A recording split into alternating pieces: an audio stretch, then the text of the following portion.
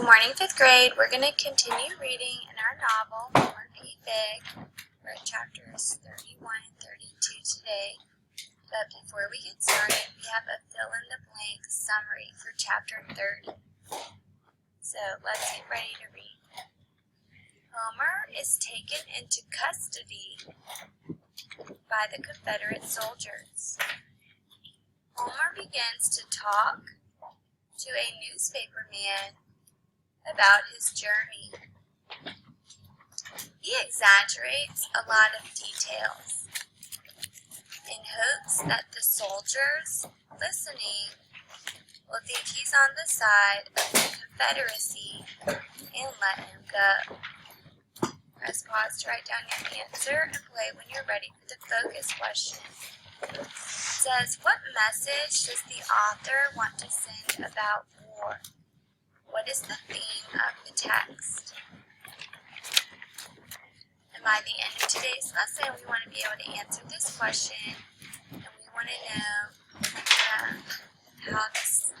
thinking about how that setting has affected home.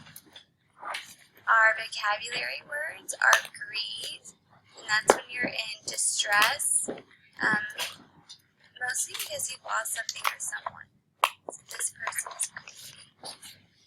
The next one is gruesome, something that's causing repulsion or horror.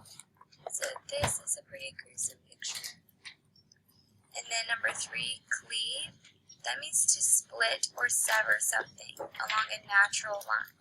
So this person is cutting the tomato, and you can see it's a natural line because it's a line of symmetry. Let's turn the page. As we're reading chapter 31, we're going to use our CSBS strategy to make sure you're understanding the text. So I'm at the beginning of page 31. Let's get ready. Of chapter 31, page 172. They come by the cartload, moaning soldiers stacked in flatbed wagons or carts drawn by horse or by hand. Mostly the wounded scream only when the cart hits a bump. Some have already stopped screaming and are put aside as the carts are unloaded, their faces covered with a scrap of cloth. The rest are carried into the barn on litters, awaiting treatment. Dozens and dozens of men, some of them crying out for their mothers, wives, or their sweethearts. The dozens soon become 100.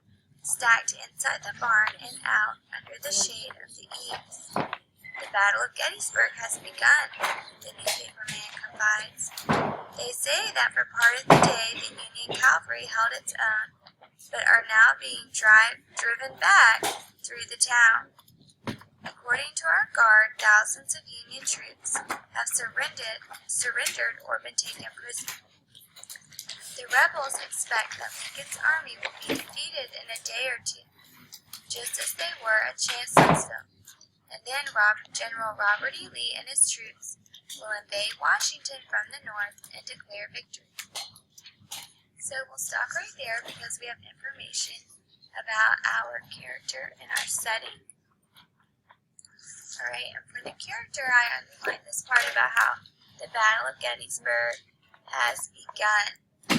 And so in 1A, we would write, Homer is being held in a barn seized by the Confederate Army near Gettysburg, Pennsylvania, where a battle is taking place. Press pause to write down your answer and play when you're ready for the quote. We would write down this quote on page 172. The Battle of Gettysburg has begun. Newspaperman complies. Let's pause to write down your answer and play when you're ready for the setting. And for the setting, we know that Homer he's near a barn where wounded soldiers are being taken to be treated.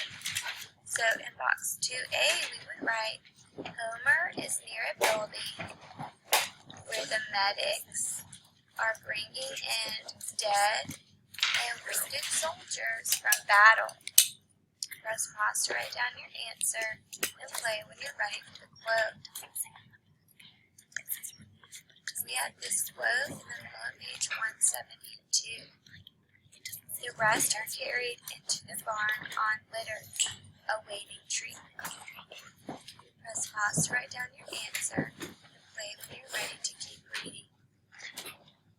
As we read, we're going to listen out for the problem. There are two problems in our text, so we're going to listen out for the first problem.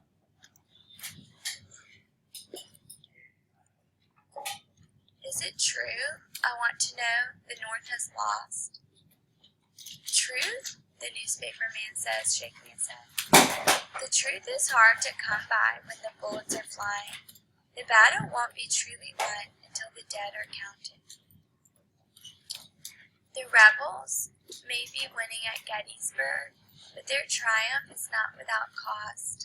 Most of the wounded have been gravely injured, and the rebel surgeons are as busy as carpenters, prying out bullets and sawing off limbs.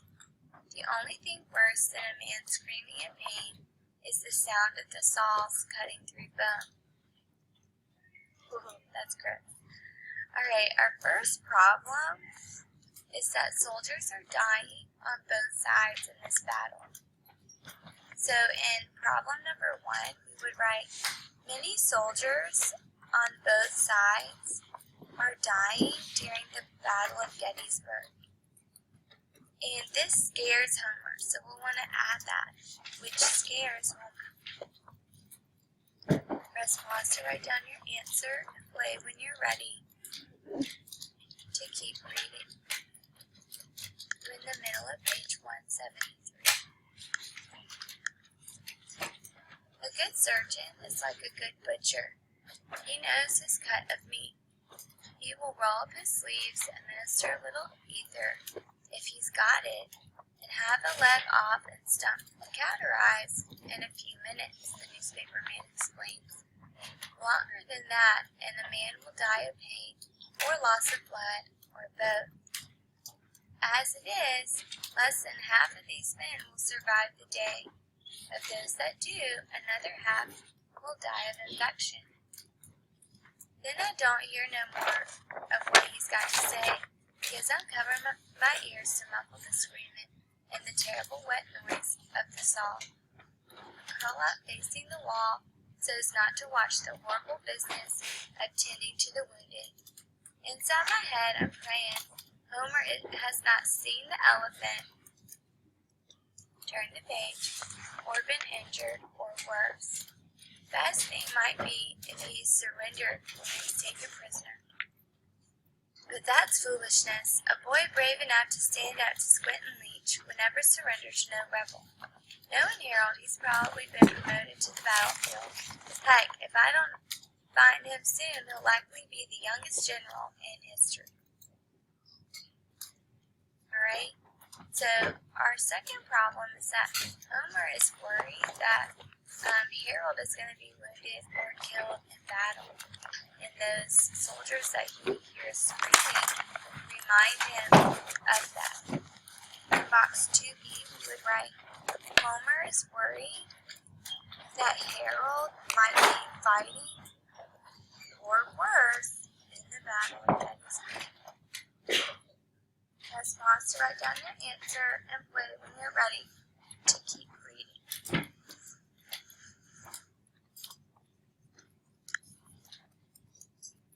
We're in the middle of page 174. That's what I cling to. That's what I cling to, the thought of Homer somehow surviving. A fever dream of hope that I'll find him before he's killed and will escape back to Maine, and kindly Mr. Brewster will take us in, and we'll live like proper people with beds to sleep in, and 3 squares a day, and milk and pie in the evening. We'll sit by the fire, jawing with Mr. Brewster, and help the escaped slaves if they still need help, and make sure Bob the horse has plenty of hay and oats if he wants them. I'll go to school like our dear mother intended and learn everything there is to know about the world. I'll learn how to stop people from starving and put an end to wars and slavery and meanness and cruelty. And Harold will manage the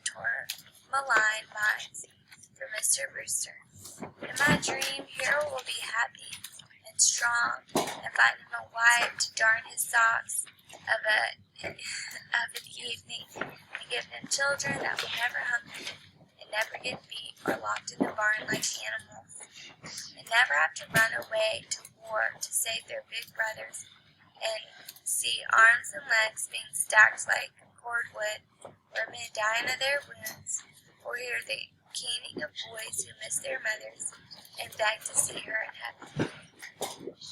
They say that even the worst battles, some troops survive.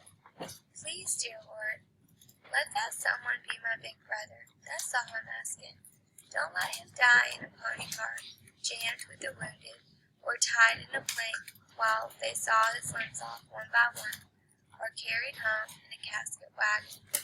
Please, dear Lord, let him be okay, wherever he is, and tell him Homer is coming.